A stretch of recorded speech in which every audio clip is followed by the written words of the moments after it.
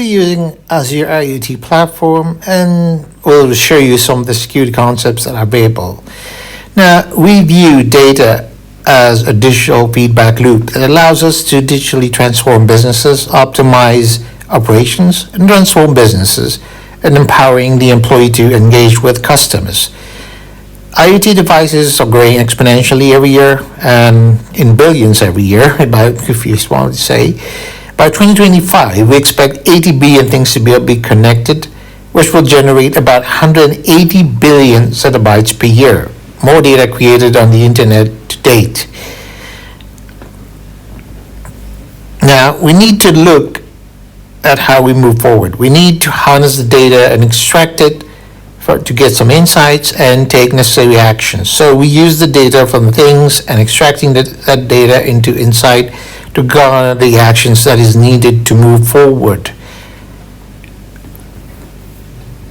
Interesting thing is that Albert Einstein said something very, very efficient.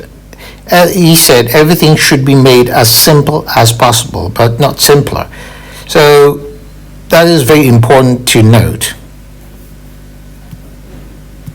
So again, as Albert Einstein said, everything should be made possible, as simple as possible, but not simpler. With Azure IoT, devices can be managed from maintenance to updates and the protocols you need to provide bidirectional data and updates with security, and the key factors from protecting the segregation of data and ownership of the data. The Azure IoT makes your challenges as easy as possible without a preclusion of security. So we look at the core systems, and they do all merely the three steps. So really the things, the insights, which is the data obviously, and the actions, which is obviously the finished product of your actions that you're going to take. So this chart is actually looking at the core subsystem, and then we'll be looking at the subsystems which are there, without really going into details, but it's important for you to understand that we do see a lot of important matters in this. Azure IoT platform makes things so simple, easy from wizard-based, as we know as Microsoft does, and as easy to see how to figure out how to make these devices configured approximately to make the data flow.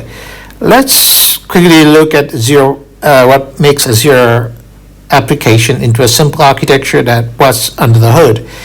You need to have the devices, of course. You need to be able to connect the devices. You need to be able to have a proper gateway from there, how you are going to store the data. Eventually, you may also want to do live stream of the data, and then that live data has just arrived. For example, for people who like instant data to make instant decisions, it's very important, and want to integrate that data into their business analysis tool in a way to take some immediate and remedial action, not tomorrow, but when it is mostly needed. But any way you want to visualize that data, and the reports are visible at actions taken and more. So with those needing more review and more good business decisions to be made, the more you review for a good business decision, is important to have the good client gateway to have them. But you still want to work back some of the technologies that are not readily available. Now these technologies are here as you see them. These are the ones which are legacy kind of solutions, which are integrated into the system, and they make it possible for you to be able to talk and redistribute and back-to-back data to be moving around, so that your life is easier more than every day. So IoT Hub simplifies the gateway for all different devices and protocols. The Hub is a device provisioning service for devices to connect via Azure IoT Edge, which makes all the set of devices possible to connect to, which to connect back to back, as we say, Azure Stream Analytics to help the streaming to the data and the reporting to be easier, to the server storage and the data, defining what's the best way to store your data, Azure Insights, and Logic Apps, for example, and your Azure Directory and the Windows Active Directory services easily makes the roles-based users from devices to analytics very, very easy. And since data is the key, it's very important to know that everything is multidimensional.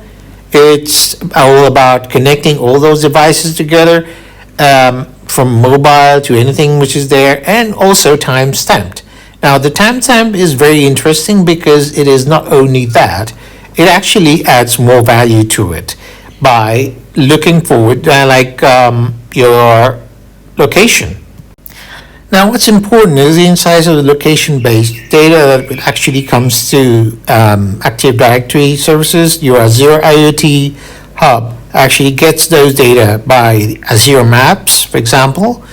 This is basically wherever the location of devices are, they are actually connected back, and the timestamp is also sent back to the main services and is not compromised because it's kept into a safe, like a vault, for example.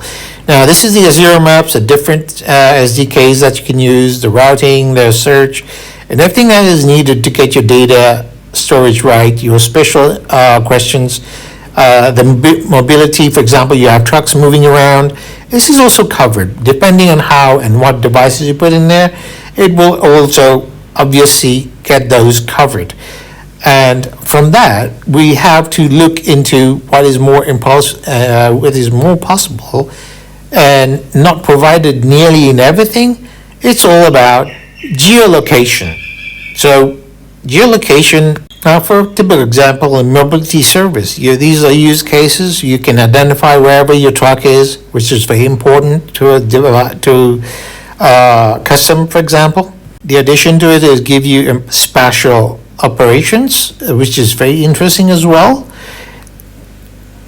And all of these is actually made possible with SDK updates, and obviously your Web SDK, your Android SDK, which is basically a plus to the system.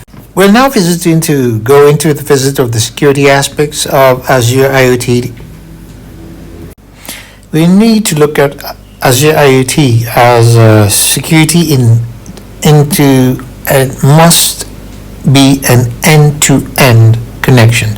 Now, we start with the device security itself, then we move on to the connection security, which is the TTLS, which is well known for its security concepts, is that has made all of these, and the cloud security, which is basically the trust services, which is the extra value ensuring security on the system itself. And I just want to mention that the cloud security actually goes by certain standards like NIST, ISO, and the standards which make cloud security very secure and serviceable to make people at ease with what they're using. Now, inserting to that, interacting and provisioning your services is very important, and they provide control over ports or services from central point without moving around that. And that tool is waiting to be used, and it's connected to all and every places. You don't have to move physically to do anything. It's just a matter of connecting, disconnecting, reprogramming, and putting them all together anywhere, any place in the world without any changes done.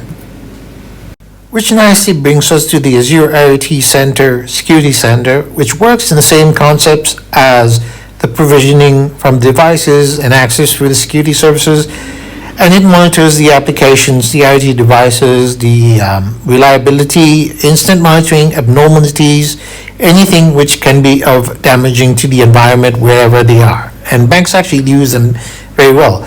And any development is done into an enclave. And from this area, you can control everything that happens in terms of security.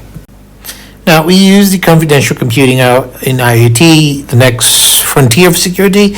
This basically is the trust box, basically. So we have the trust box Catalyst, we have Azure IoT Edge, the SDK, which is under Open Enclave, and the Trust Zone for ARM protocol, and a larger scape SDX or NXP, we code SGX to make sure that it is connected to Intel IoT devices. This is a demonstration of the YAML, which is based on handwriting. So it's all about recognition and how the system can adapt to it. So as I mentioned, we use the Open Enclave SDK as the code writing principle. And then we have the IoT Central, which is the trust zone where everything is done in a GUI graphic form.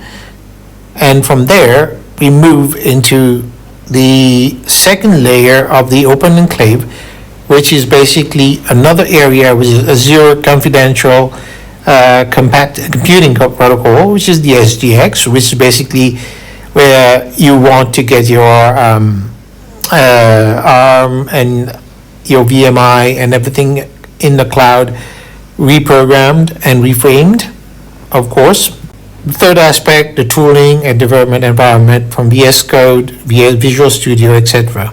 Now this goes into the GUI environment. So this is a Scala Trust Box for ARM Trust Zone. I won't go into details about it. You just activate it. It's there. It's on for the take. And then you can click on the startup and it will actually scale down, it will watch, it will check whether the handwritten part. Okay, here you see the numbers that it's detected, and you can choose, select, and you can post it, and it will be done. Now here, for example, the 2 is being taken by the system. It has recognized it, and you just have to refresh to actually see it. There you go, the others. Now we move from the trust zone and into the virtual environment, in the Unix environment. So we've got the ARM on one side, and on the right side it's the SGX Intel platform, which has detected the same thing. So now here we have the VM environment, of course, and the SGX, so both the ARM and the IoT devices, the SGX. So what we'll do here is I'll be loading the sources on one side, and we'll get back to on the right side, we'll get the different devices to work. Working. Okay, here we go. We typed in the PNG2, it's taken the 2 and recognized it. This is going to be pushed into the database, for example. From the 2, we'll be moving down to, I think, 5 or 9, depending on. Okay, here we go, a closer look.